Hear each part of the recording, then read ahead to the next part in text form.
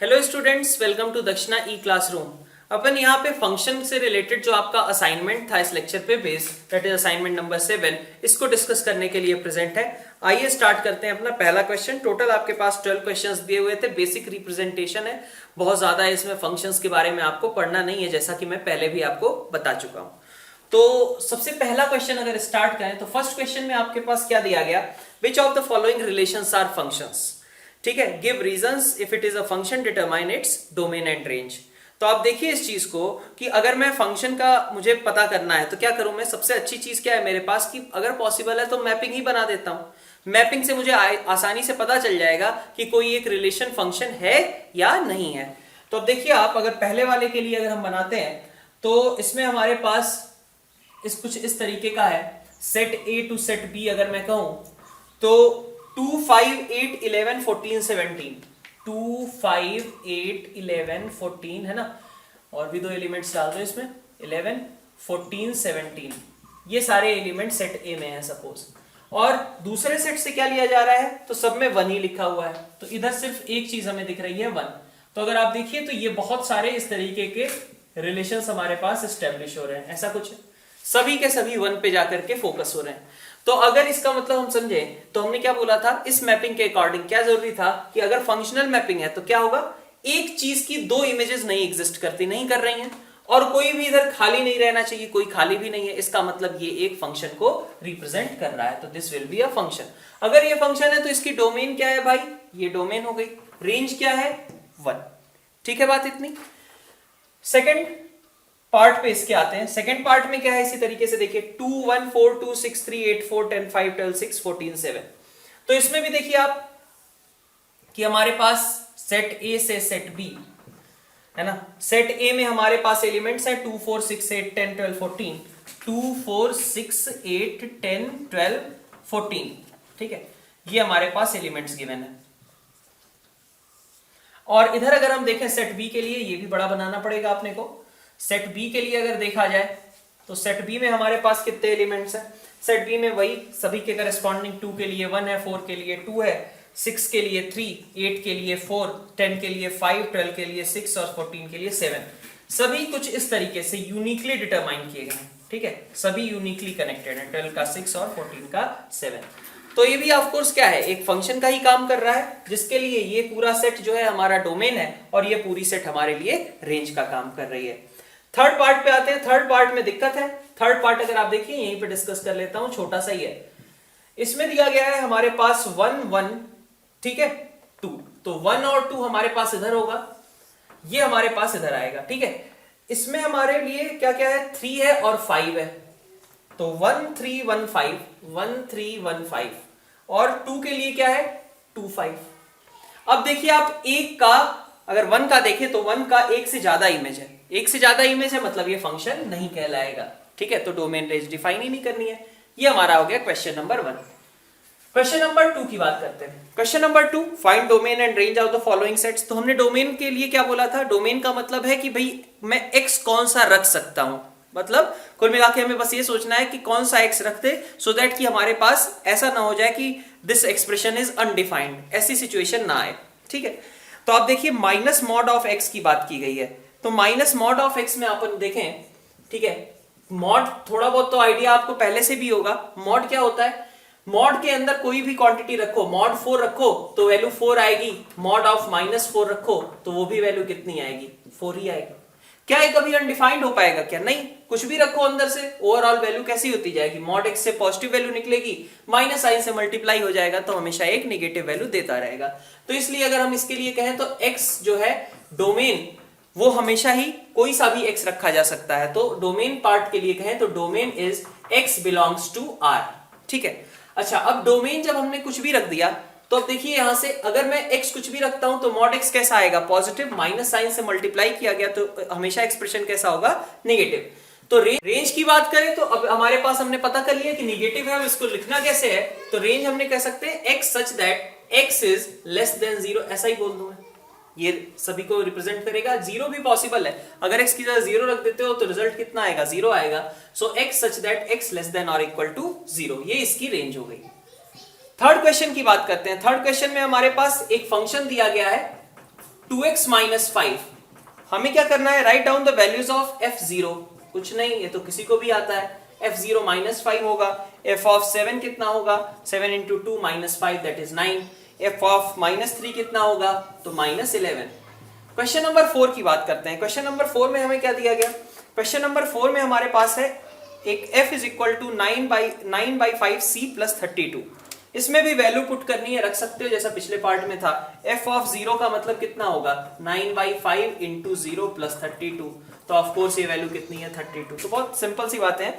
f of 28 की बात करें तो f ऑफ 28 का मतलब क्या होगा, 9/5 इंटू 28 प्लस 32। निकाल सकते हो वैल्यूज इसकी। सिमिलरली f ऑफ -10 में देखिए, f ऑफ -10 का मतलब क्या है, 9/5 इंटू -10 प्लस 32। तो 14 आ जाएगा ये, ठीक है। फिर आगे बढ़ते हैं, the value of c when fc is equal to 212। Next यहां पे ही कर लिया हमने इसका जो फोर्थ पार्ट था, इनफैक्ट फोर्थ, ठीक है। ये सेकेंड पार्ट और ये हमारा थर्ड पार्ट। अब फोर्थ पार्ट अगर हम देखते हैं तो फोर्थ पार्ट में हमारे पास क्या दिया हुआ है, वैल्यू ऑफ c निकालना है when fc is equal to 212। तो 9/5c plus 32 is equal to 212। That means कि 9/5c इज इक्वल टू कितना, 180, ठीक है। तो c की वैल्यू यहां से कितनी आ गई, 100 आ गई, ठीक है। तो ये हमारे पास c की वैल्यूज हो गई। तो ये हमारे फर्स्ट, सेकंड, थर्ड और फोर्थ क्वेश्चन हो गए। नेक्स्ट अपन क्वेश्चन नंबर 5 स्टार्ट करते हैं। क्वेश्चन नंबर 5 अगर देखिए तो यहाँ पे रेंज निकालना है। बहुत सिंपल से एक्सप्रेशंस हैं। सबसे पहले फिफ्थ क्वेश्चन का फर्स्ट पार्ट अगर देखें तो एक तरीके से यही कहा गया है, y is equal to 2 minus 3x। अब आप खुद से बताइए कि यहाँ पे रेंज क्या क्या होगा, ठीक है। x हमारा यहाँ पे 0 से बड़ा रखा गया है, ठीक है। तो अगर x 0 से बड़ा रखते हो, ठीक है, तो मिनिमम मैक्सिमम वैल्यू इसकी कितनी होगी, जब ये पूरा एक्सप्रेशन मिनिमम हो तभी ना। अब अपन अगर देखें तो ये सबसे बड़ी वैल्यू क्या ले सकता है, 2 के लगभग बहुत क्लोज जा सकता है। और जैसे जैसे x की वैल्यू बढ़ेगी वैसे वैसे ये ओवरऑल वैल्यू क्या होगी, रिड्यूस होती जाएगी। इसका मतलब कि हम कह सकते हैं कि यहाँ पे y की वैल्यूज कैसी आएंगी, हमेशा ये 2 से छोटी वैल्यूज देगा, ठीक है। और अगर हम कहें सबसे छोटी क्या होगी, तो सबसे छोटी वैल्यू कोई भी आ सकती है। x जितना बड़ा करते गए उतना ही बड़ा, मतलब ये निगेटिव बनता गया, ठीक है। और अब x अगर इंफिनिटी को टेंड करेगा तो ये वाली चीज क्या हो जाएगी, माइनस इंफिनिटी। तो अपन कह सकते हैं चाहे ऐसे लिख दो तब भी चल जाएगा, या फिर ऐसे लिख दो y belongs to minus infinity से 2। एक्चुअली 2 पॉसिबल नहीं है। क्यों नहीं है, क्योंकि यहाँ पे x जो था हमारा, x 0 नहीं हो रहा था। जब x 0 होगा तभी तो ये वैल्यू 2 हो पाएगी, तो वो वैल्यू 2 पॉसिबल नहीं हो पा रही है। सेकेंड पार्ट पे आते हैं। सेकेंड पार्ट में हमसे कहा जा रहा है fx is equal to x square plus 2। तो यहां पे देखिए fx is equal to x square plus 2। x is a real number. तो अगर x रियल नंबर है तो यहां पे हमारे पास एक्स स्क्वायर हमेशा कैसा होगा, 0 से बड़ा ही होगा या 0 के बराबर हो सकता है। तो अगर हम ऐसे लिखना चाहें तो x square will be greater than और इक्वल टू 0। इतनी बात तो कोई दिक्कत नहीं है। एक्स स्क्वायर प्लस 2 की बात करें तो ये ग्रेटर देन और इक्वल टू 2 आ जाएगा। तो रेंज अगर हम कहें तो fx हम कह सकते हैं क्या यहाँ पे कि fx is always greater than और इक्वल टू 2। थर्ड पार्ट की बात करते हैं। थर्ड पार्ट में क्या है, थर्ड पार्ट में हमसे कहा जा रहा है fx is equal to x, x is a real number. भाई y is equal to x वाली लाइन ऐसी कुछ रहती है ना, ये मिनिमम कहां तक जाती है, माइनस इंफिनिटी, मैक्सिमम कहां तक जाएगी, प्लस इंफिनिटी। तो सिंपल सी बात है, इसकी रेंज क्या है, माइनस इंफिनिटी से plus infinity, which is equal to anyway r। तो ये हमारा क्वेश्चन नंबर 5 हो गया।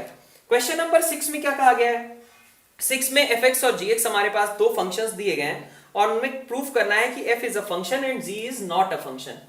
तो अब आप देखिए 6 क्वेश्चन में देखें तो 6 क्वेश्चन में हमें f को एक फंक्शन प्रूफ करना है, g is not a function ऐसा कहा जा रहा है।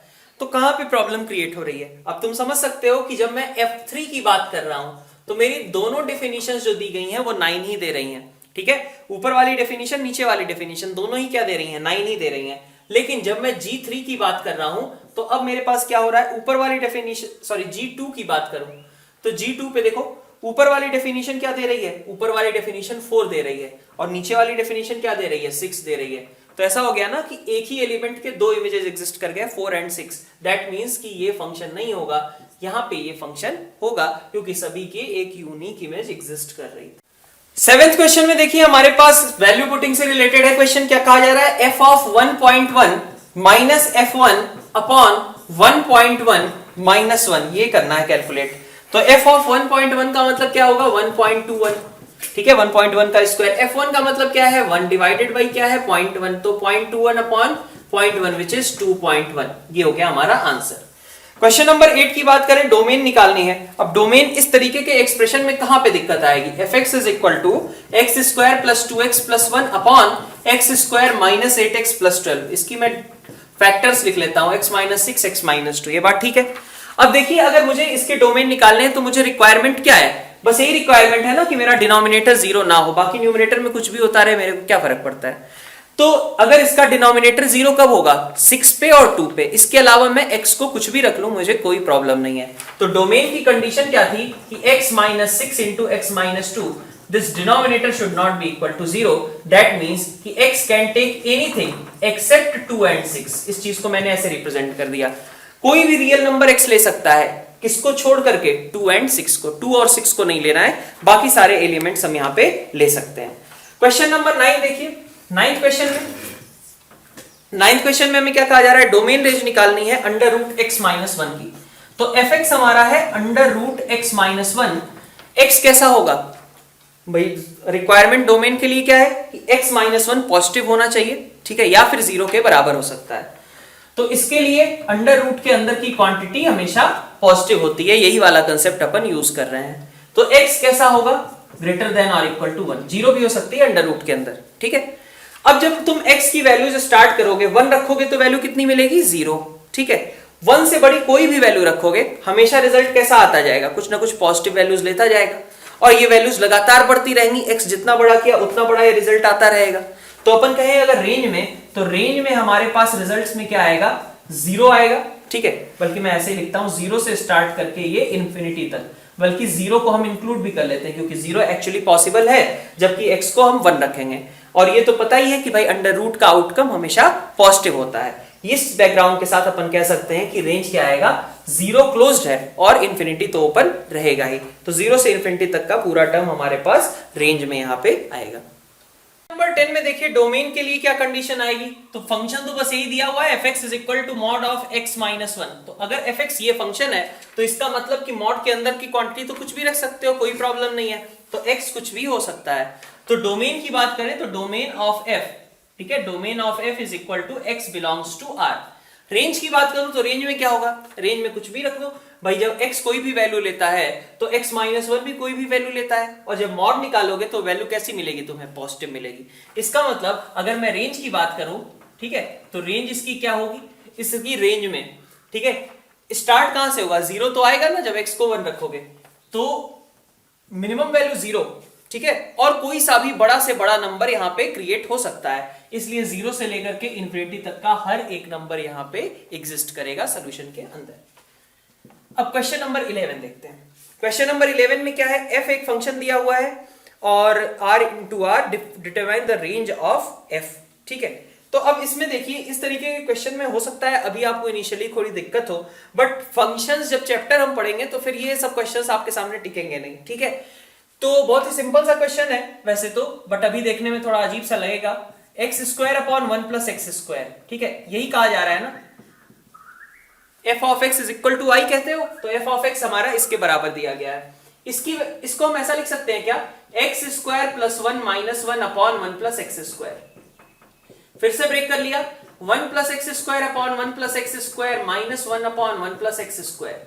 अब आप देखो ये value 1 minus 1 upon 1 plus x square. x तो कोई भी वैल्यू ले सकता था, तो 1 प्लस एक्स स्क्वायर के बारे में बात करते हैं। 1 प्लस एक्स स्क्वायर मेरा कहां से कहां तक जाएगा, 1 प्लस एक्स स्क्वायर भी अगर देखें तो मिनिमम वैल्यू कितनी अटेन करेगा, मिनिमम वैल्यू इसकी होगी 1 के बराबर, सही है। मैक्सिमम वैल्यू इसकी कितनी आएगी, इंफिनिटी आएगी। तो भाई जब इसका रेसिप्रोकल करोगे 1 अपॉन 1 प्लस एक्स स्क्वायर, तो वो कैसा हो जाएगा, 0 से बड़ा, और इधर अगर हम कहें तो कैसा होगा, 1 से छोटा। तो ये वाला एक्सप्रेशन हमेशा कैसा है, मेरा 0 और 1 के बीच एग्जिस्ट करता है। अगर ये 0 और 1 के बीच एग्जिस्ट करता है तो आप देखिए कि अगर मैं इसको ऐसे कहूं कि 1 में से भाई ये जब सबसे छोटी वैल्यू लेगा तभी ओवरऑल एक्सप्रेशन सबसे बड़ा होगा। 1 में से कुछ सब्ट्रैक्ट कर रहे हो, ये जब सबसे छोटा होगा तो ओवरऑल एक्सप्रेशन सबसे बड़ा होगा। तो सबसे छोटी वैल्यू इसकी कितनी है, 0 के आसपास है, तो इसका मतलब ये वैल्यू सबसे बड़ी कितनी होगी, 1 माइनस 0 के आसपास। मतलब सबसे बड़ी वैल्यू इसकी कितनी हो सकती है, 1 हो सकती है। जब ये मैक्सिमम होगा, ये एक्सप्रेशन जब मैक्सिमम होगा तो ओवरऑल वैल्यू सबसे छोटी हो जाएगी, तो उस समय वैल्यू कितनी है, 0। 0 एक्चुअली पॉसिबल है, 1 एक्चुअली इम्पॉसिबल है। ये हमारा हो गया रेंज इस फंक्शन के लिए। ठीक है, थोड़ा सा अभी हो सकता है टफ लग रहा हो, और भी मेथड्स इसके लिए एग्जिस्ट करते हैं, अपन इस चीज को बाद में डिस्कस करेंगे। अभी अगर दिक्कत हो रही है तो आप स्किप कर सकते हो। क्वेश्चन नंबर 12 में देखिए, क्वेश्चन नंबर 12 में हमारे पास सिंपल नोटेशन से रिलेटेड है f प्लस जी। f प्लस जी का मतलब क्या है, fx plus gx। fx plus gx, fx की बात करें क्या होता है, x प्लस 1, gx की बात करें तो इट इज 2x माइनस 3, तो अगर सम करोगे तो कितना आएगा, 3x minus 2। Similarly f minus g भी निकालना था, तो f माइनस जी का मतलब हो गया x plus 1 minus 2x minus 3, तो ये वैल्यू कितनी हो जाएगी हमारे पास, minus x plus 4। f by g भी था, f बाई जी का मतलब क्या है, हमें बस यही एक्सप्रेशन ही निकालना है। ठीक है, तो एक्सप्रेशन इसके लिए कितना हो जाएगा, x plus 1 upon 2x minus 3। तो ये हमारे पास ओवरऑल आपके 12 क्वेश्चंस थे, बहुत ही इजी क्वेश्चंस थे, मैक्सिमम क्वेश्चंस आपसे हो गए होंगे। एक आध इस तरीके के क्वेश्चंस में अगर आपको अभी भी दिक्कत महसूस हो रही है तो कोई प्रॉब्लम नहीं है, जब ये चैप्टर हम कवर करेंगे तब जाकर के इसे डिटेल में डिस्कस करेंगे। Thank you.